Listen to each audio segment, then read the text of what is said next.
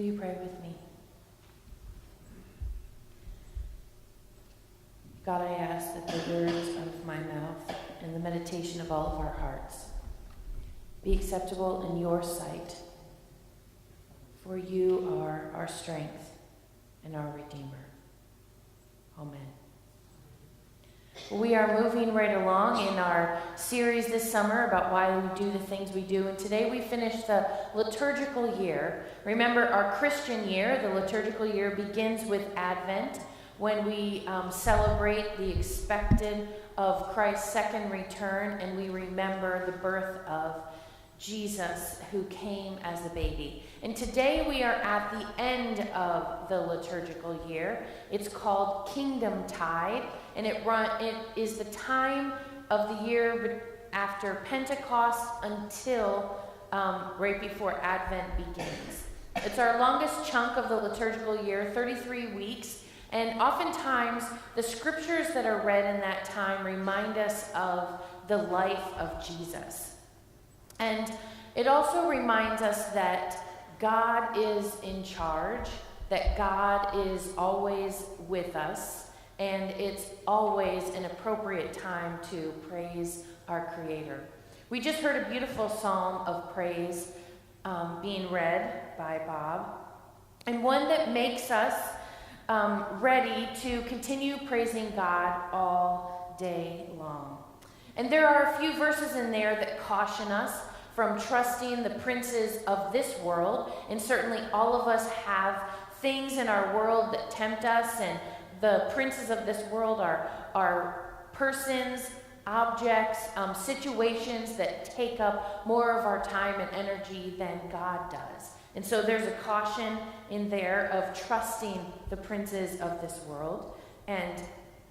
But then we are also reminded in the verses later in the psalm about how amazing God is, that he is a God who brings justice for the oppressed, gives food to the hungry, sets the prisoner free, opens the eyes of the blind, watches over strangers, and upholds the orphan and the widow.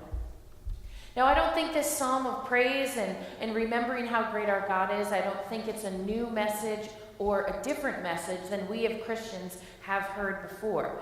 Certainly, we have heard before that God is forever and always to be praised, that God is in charge. But I wonder if sometimes you're like me, and you read those verses about God being the God of setting the prisoners free and feeding the hungry and releasing the oppressed and watching over the orphan and the widows. And I wonder if you think, how is God truly working in our world today? Because this psalm certainly wasn't written 2 or 3 months ago. It was written centuries, thousands of years ago. And we know from our study of the scriptures during the time of Jesus that certainly there were issues like that of slavery and oppression, hungry people. We know that in the time of Jesus, women weren't even really considered people. They were more property.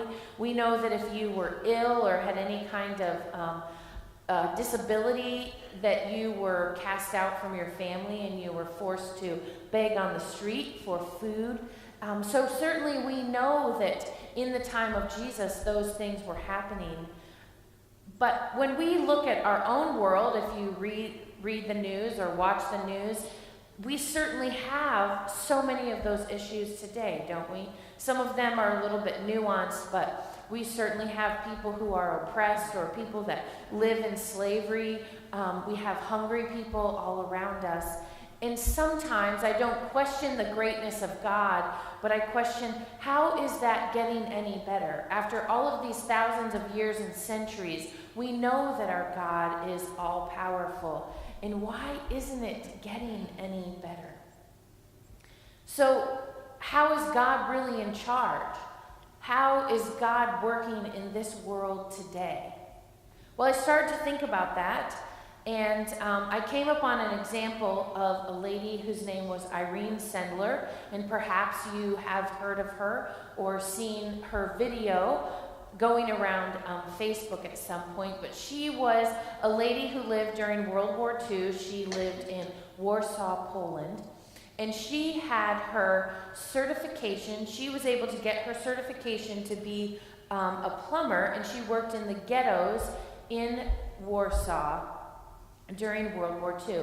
But Irene had a secondary motivation that her calling that she felt was not to just go into the ghetto where the Jewish people were forced to live and fix broken pipes, but she actually would smuggle infants and young children out of the ghetto at the end of her workday.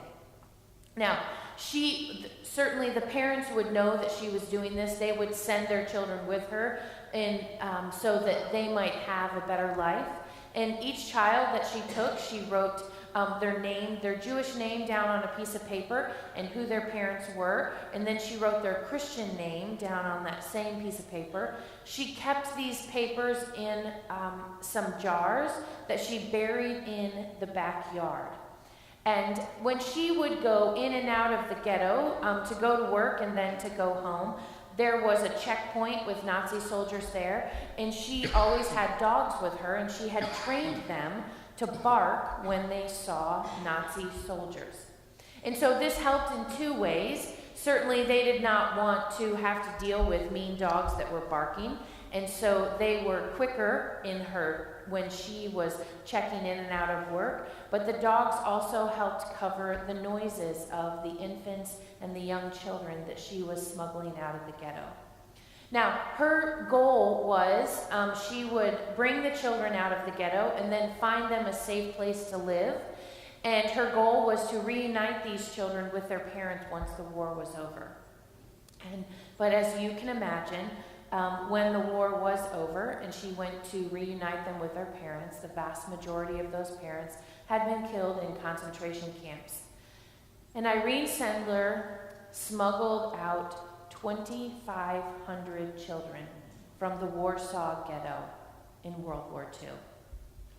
And no one really knew her name until it was the late 1990s, and there was a teacher in rural Kansas at a high school who every year assigned his kids to work in teams to do something for the National Day of History. And these 4 girls decided that they wanted to learn more about the Holocaust. And so he gave them a shoebox full of clippings, said, well, here are some stories from the Holocaust. Maybe there's one there that you want to focus on. And they found a very small clipping about this lady named Irene Sendler. Well, they went and searched, and all they could find about her was a small paragraph on a Jewish website. And so they started searching for her. And at that time, she was still living in Poland. And they raised enough money to fly over there, and they heard her story. And she said, and she told them her story. And even then, as she was in her 90s, she said, I fear that I didn't do enough. She was eventually caught and she was tortured, but before that she saved 2,500 children that were able to live in freedom and grow up. No one, like I said, no one really knew her until these girls started to do a project on her. And so she was in 2011 nominated by the President of Poland for the Nobel Peace Prize. She did not win, but she was heralded as a hero in World War II. And I think about Irene Sendler, who saved 2,500 children one at a time. And I think about how God works through you and me. And that is how God is working in this world to set the prisoner free and to save the oppressed. Much like an organization that I support called International Justice Mission, they are at work today, and maybe you have or have not heard of them, but they are a nonprofit organization. I heard the co-founder, Gary Hogan, speak at a conference. He is trained as a lawyer, and then he felt called into this ministry. And International Justice Mission goes into developing countries and rescues persons who are oppressed in slavery or being human trafficked. And so they save these persons in developing countries, but then they go one step further. They have a team of lawyers that work with them, and usually in these native countries, they have 17 offices around the world in developing countries. And these lawyers go with the people that they rescue to try and bring justice to those who have oppressed them. They also work with local governments to strengthen their laws, because all of the places that they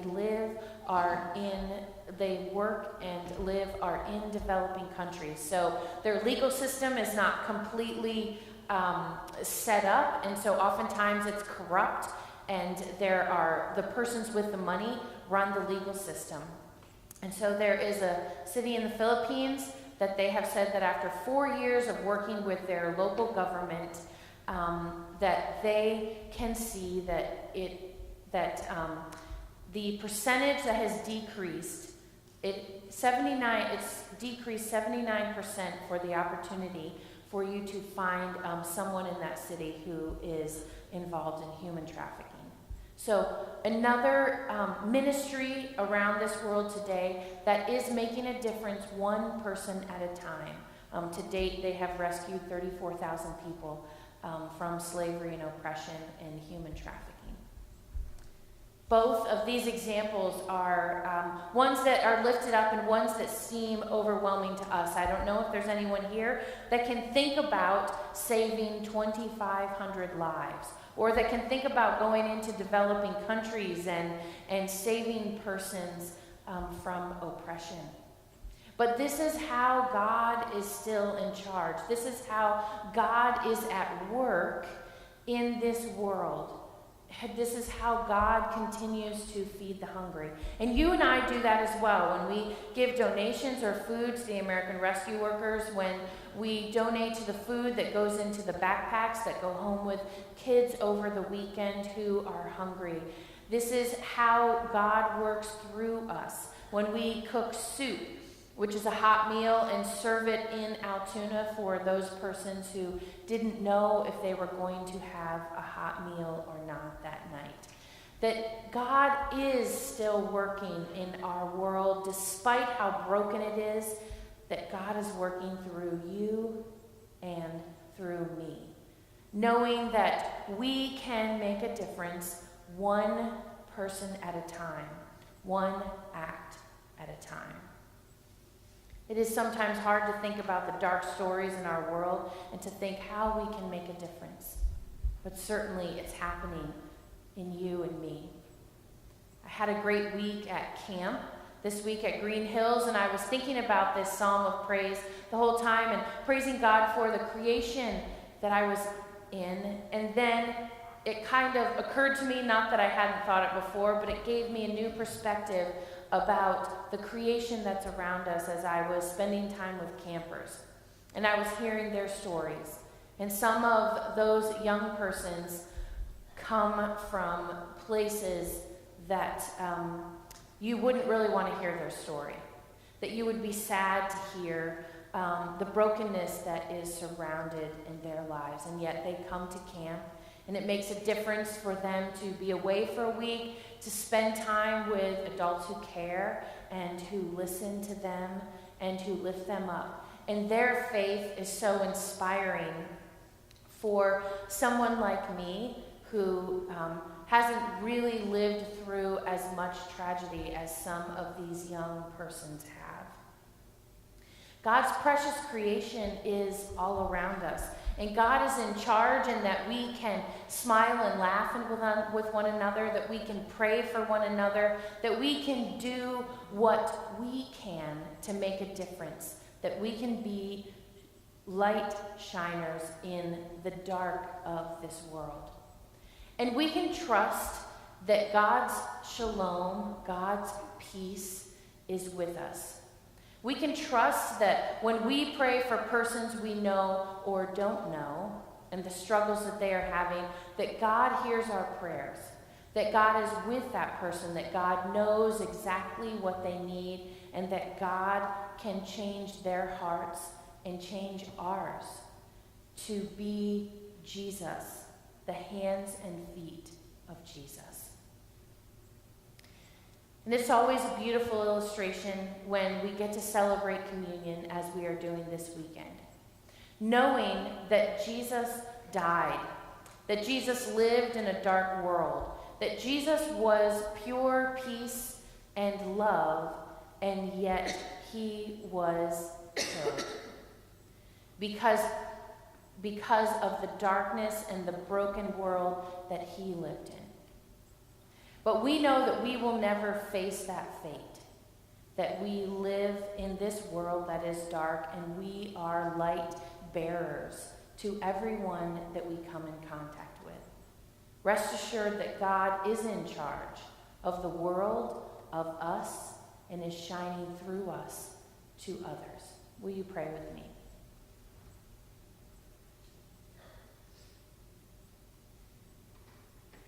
God, we give you all of the brokenness that surround us in this world. And we give you our despair and our desperation for the times that we think about it, the times that we think, how can we make a difference? Where are you, God, in this broken world? Help us to have the courage to trust you. Help us to have the courage to do what you ask us to do. Help us to find strength from each other and to know that you are in charge and that your love is what is changing this world one person at a time. Amen.